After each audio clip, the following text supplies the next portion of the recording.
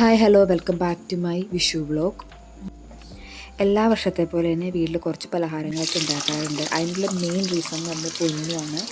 കാരണം ഞങ്ങളുടെ ഒരു ചെറുപ്പകാലത്തിൽ ഞങ്ങൾ അമ്മ വീട്ടിൽ പോകുമ്പം അശ്വമാമനും അതുപോലെ തന്നെ കുഞ്ഞിച്ചമ്മയും കൂടി നമുക്ക് ഒരുപാട് പലഹാരങ്ങൾ ഉണ്ടാക്കി വയ്ക്കാറുണ്ട്. ഇപ്പോഴും ആ പാത്രവും ആ ഒരു പലഹാരം തുറക്കുമ്പോൾ കിട്ടുന്നൊരു മണമൊക്കെ ഇപ്പോഴും ചില സമയത്ത് കിട്ടുന്ന പോലെ തോന്നും. കാരണം ഞങ്ങൾ ചെല്ലുന്ന നോക്കി കുഞ്ഞിമിച്ചിയും അശ്വമാമയൊക്കെ കാത്തിരിക്കും പലഹാരങ്ങളൊക്കെ ഉണ്ടാക്കി. അതുപോലൊരു ഇത് ഞങ്ങൾക്ക് പൊന്നൂനും കൊടുക്കണമെന്നുണ്ട്. അതുകൊണ്ട് തന്നെ ഈ പ്രാവശ്യം ഉണ്ടാക്കി. പക്ഷേ ഈ പ്രാവശ്യം ഒത്തിരി പലഹാരങ്ങൾ ഉണ്ടാക്കിയില്ല. ജസ്റ്റ് ചിപ്സും എല്ലാ വർഷത്തെ പോലെ കുറേ പലഹാരങ്ങളൊക്കെ ഉണ്ടാക്കാൻ പ്ലാൻ ചെയ്യുന്നത്. പക്ഷെ ഒന്നും വർക്കൗട്ടായില്ല. ലാസ്റ്റ് നിമിഷത്തിലാണ് ഏതെങ്കിലും റെഡിയായത്. അങ്ങനെ അതൊക്കെ ഉണ്ടാക്കി വന്നപ്പോഴും ഒരുപാട് ലേറ്റ് ആയിട്ടുണ്ടായിരുന്നു. എൻ്റെ വർക്കൊക്കെ കഴിഞ്ഞിട്ടാണ് ഞാൻ സ്റ്റാർട്ട് ചെയ്തത്. അപ്പോൾ ഏകദേശം ഒരു 3-3:30 ആയിട്ടുണ്ടാവും കഴിഞ്ഞപ്പോഴേക്കും. അതിനുശേഷം ഞങ്ങൾ കണിയൊക്കെ ഒരുക്കി കിടന്നു.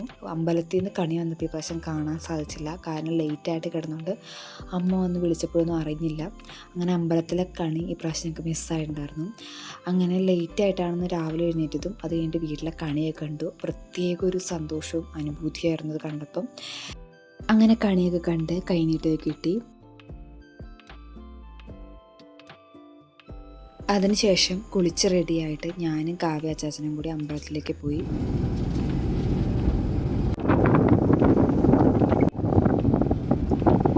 വീടിൻ്റെ അടുത്തുള്ള അമ്പലമാണ്. അമ്പലത്തിലൊക്കെ പോയി നല്ലപോലെ പ്രാർത്ഥിച്ച് അവിടുത്തെ കണിയൊക്കെ കണ്ടു. അങ്ങനെ തൊഴുതിറങ്ങി. ഞങ്ങൾക്ക് അമ്പലത്തിൽ നിന്നും വിഷുക്കണിയൊക്കെ കിട്ടിയിട്ടുണ്ടായിരുന്നു. അതൊക്കെ മേടിച്ചു.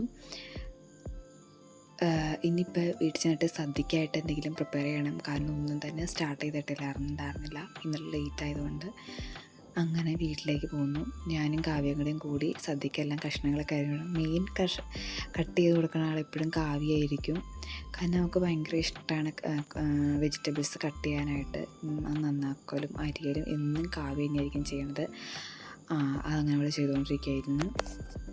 ഒക്കെയാണ് വീഡിയോ എടുക്കാൻ ടൈം കിട്ടിയില്ല. അതുകൊണ്ട് അതൊന്നും എടുത്തിട്ടുണ്ടായിരുന്നില്ല. പിന്നെ ലാസ്റ്റ് പായസത്തിൻ്റെ കുറച്ച് വീഡിയോസ് മാത്രമാണ് എൻ്റെ കയ്യിൽ ഉണ്ടായിരുന്നുള്ളൂ. അത് മാത്രമേ എടുത്തിട്ടുണ്ടായിരുന്നുള്ളൂ. പായസം ഞാനും അതുപോലെ തന്നെ കറികൾ അമ്മയായിരുന്നു ഉണ്ടാക്കിയിട്ടുണ്ടായിരുന്നത്. ഭയങ്കര ടേസ്റ്റായിരുന്നു ഈ പ്രാവശ്യം സദ്യക്ക്.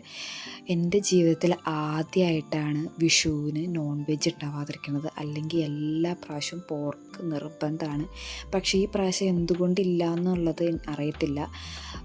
ആരും അങ്ങനെ അത് മേടിക്കണം എന്നങ്ങനെ പറഞ്ഞില്ല. എൻ്റെ വീട്ടിലെല്ലാവരും ഒരുമിച്ചിരുന്ന് ഫുഡ് കഴിക്കണം അങ്ങനത്തെ ഒരു കൺസെപ്റ്റ് ഉള്ളതൊന്നുമല്ല. ഇഷ്ടമുള്ളവർക്ക് ഇഷ്ടമുള്ള ടൈമിൽ ഫുഡ് കഴിക്കാം. അങ്ങനെ കുഞ്ഞുമ്മിച്ചി അച്ഛനും അച്ചാച്ചനും ഫുഡ് കഴിക്കാനായിട്ടിരുന്നു. അതിനുശേഷം ഞാനും അമ്മയും കാവ്യയാണ് ഒരുമിച്ച് ഫുഡ് കഴിക്കാനിരുന്നത്. എനിക്ക് ഫുഡ് കഴിക്കണതിൽ കുറച്ച് പേര് ഭയങ്കര ഇഷ്ടമുണ്ട്. കൂടി ഇരുന്ന് കഴിക്കാൻ കുറച്ച് പേര് ഭയങ്കര ഇഷ്ടമുണ്ട്. അങ്ങനെ കുറച്ച് പേരിലൊരാളാണ് എൻ്റെ അമ്മയും അതുപോലെ തന്നെ കാവ്യയും.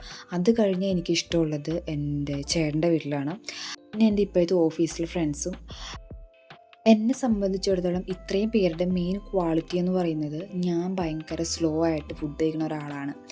ആ ഒരു ഇതിൽ എന്നെ ഇതേവരെ ജഡ്ജ് ചെയ്തിട്ടില്ല. നീ എന്തുകൊണ്ട് ഇങ്ങനെ സ്ലോ ആയിട്ട് വേണം, എല്ലാവരും വേഗം കഴിച്ചിട്ട് എഴുന്നേറ്റോ, നീ വേഗം എഴുന്നേക്ക്, അങ്ങനെ ഒരു ടോക്ക് ഇതേവരെ എൻ്റെ അടുത്ത് വന്നിട്ടില്ല. അതെനിക്ക് ഭയങ്കര ഒരു ഇപ്പോൾ കുറച്ച് പേരുടെ പെർസ്പെക്റ്റീവിൽ അതൊരു നെഗറ്റീവും, എൻ്റെ പെർസ്പെക്റ്റീവിൽ അത് പോസിറ്റീവാണ്. കാരണം ഞാൻ എത്രയൊക്കെ ശ്രമിച്ചാലും എന്നെക്കൊണ്ട് സ്പീഡിൽ ഫുഡ് കഴിക്കാൻ പറ്റില്ല. അല്ലെങ്കിൽ ഞാൻ എനിക്ക് വേണ്ട അത്ര പോലും ഫുഡ് എടുക്കാതെ കുറച്ച് ഫുഡ് എടുത്ത് കഴിച്ച് വേഗം എഴുന്നേറ്റ് ആ ഒരു ഇതിലായിരിക്കും ഞാൻ പലപ്പോഴും വേഗം എഴുന്നേൽക്കേണ്ട സാഹചര്യം വന്നാൽ ഞാൻ ചെയ്യുന്നത്. പക്ഷേ എൻ്റെ വീട് കഴിഞ്ഞ് എനിക്ക് ഏറ്റവും ഇഷ്ടം ഫുഡ് പോയി കഴിക്കാൻ ചേട്ടൻ്റെ വീട് തന്നെയാണ്. കാരണം ഇതുവരെയും ജഡ്ജ് ചെയ്തിട്ടുള്ള ഇങ്ങനെ സ്ലോ ആയിട്ട് കഴിക്കണോ അങ്ങനെയൊന്നും പറഞ്ഞ് എന്നെ ഇതുവരെ ജഡ്ജ് ചെയ്യാത്ത ആൾക്കാരാണ് അവിടെയുള്ള എല്ലാവരും. അവിടെ അമ്മയായാലും അച്ഛനായാലും ജിംത്തായാലും ആരും ഇതുവരെ ഞാനങ്ങനെ പതുക്കെ കഴിക്കണം ഇതുവരെ എന്നെ ജഡ്ജ് ചെയ്യാത്ത ആൾക്കാരാണ് അവർ. അങ്ങനെ ഫുഡൊക്കെ കഴിച്ചു. അതുതന്നെ ഇനി അടുത്തത് പായസം കഴിക്കുകയാണ്. ഇവിടെ എല്ലാ പ്രാവശ്യവും 2 പായസം ഉണ്ടാകും. ഒന്ന് പാലടയും അതുപോലെ തന്നെ ചെറുപയർ പരിപ്പും. കാരണം ചെറുപയർ പരിപ്പാണ് എനിക്കും അമ്മൂനും കാവ്യക്കൊക്കെ ഇഷ്ടം. പക്ഷേ പാലടയാണ് ചേട്ടന് ഇഷ്ടം. അതുകൊണ്ട് എല്ലാ പ്രാവശ്യവും ഇവിടെ 2 ടൈപ്പ് പായസം ഉണ്ടാകും. പക്ഷേ ഈ പ്രാവശ്യത്തെ പാലടയും എനിക്ക് അത്യാവശ്യം ഇഷ്ടപ്പെട്ടു. പാലടയും അതുപോലെ നല്ലപോലെ കഴിച്ചിട്ടുണ്ടായിരുന്നു. ഈ പപ്പടവും പായസവും പഴവും കൂടെ കൂട്ടിക്കുഴയ്ക്കുന്നത് എല്ലാവരും അങ്ങനെ പൊതുവെ കഴിക്കുന്ന ടൈപ്പല്ല. എനിക്ക് ഏറ്റവും ഇഷ്ടം പപ്പടവും പായസവും കഴിക്കാനാണ്. പക്ഷേ എൻ്റെ ഫ്രണ്ട്സിൽ പലരും ഞാൻ കണ്ടിട്ടുണ്ട് ഗ്ലാസ്സിൽ മേടിച്ച് കഴിക്കുന്നത്. കാരണം അവരുടെ ഒന്നും നാടുകളിൽ അങ്ങനെ ഇല്ലെന്നാണ് അവർ പറയുന്നത്. പക്ഷേ ആ ഒരു കഴിച്ച ഇലയിൽ ആ ഒരു ചെറിയൊരു എരിവും പുളിയും ഒക്കെ നിൽക്കുന്ന ടൈമിൽ തന്നെ നമ്മൾ പായസവും കൂടി ഇട്ട് കഴിക്കുമ്പം ഒരു പ്രത്യേക ഒരു ഫീലാണത്. അത് കഴിച്ചവർക്കറിയാം അതിൻ്റെ ഒരു ടേസ്റ്റും എല്ലാ കാര്യങ്ങളും.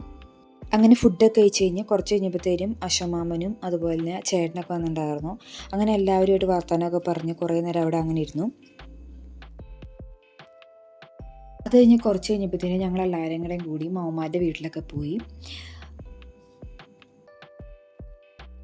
അങ്ങനെ അശോമാമൻ്റെ വീട്ടിലെത്തി. ഇതാണ് അശോമാമൻ. ഞാൻ നേരത്തെ പറഞ്ഞു ഞങ്ങൾ ചെറുപ്പത്തിൽ വരുമ്പോൾ കുഞ്ഞിമ്മച്ചി അശോമാമനും കൂടെ കൂടിയാണ് പലഹാരങ്ങളൊക്കെ ഉണ്ടാക്കി വെച്ച് ഇങ്ങനെ കാത്തിരിക്കുന്നത്.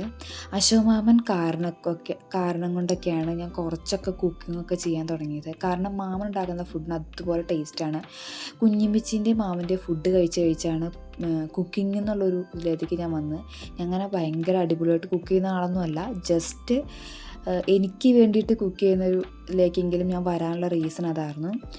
രാത്രിയായി, ഫുഡൊക്കെ കഴിച്ചു, എല്ലാവരും കൂടി ഇരുന്ന്. അതിനുശേഷം പോയി ഫ്രഷായി. അപ്പോഴാണ് കാവ്യ ഒരു പെയിൻറ്റിങ് ചെയ്യണ കണ്ടത്. അപ്പോൾ കാവ്യോട് ജസ്റ്റ് ചോദിച്ചു കഴിയുമ്പോൾ കാവ്യ എനിക്കും ചെയ്യാനൊക്കെ തന്നു. എനിക്ക് അങ്ങനെ വലിയ പെയിൻറ്റിങ് എന്നറിയാവുന്ന ആളൊന്നുമല്ല, ഞാൻ ജസ്റ്റ് കണ്ടിട്ട് മാത്രമേ ഉള്ളൂ. ഫസ്റ്റ് ടൈമാണ് ഇങ്ങനെ പെയിൻറ്റൊക്കെ ചെയ്യുന്നത്. അങ്ങനെ അതൊക്കെ ചെയ്ത് കഴിഞ്ഞു.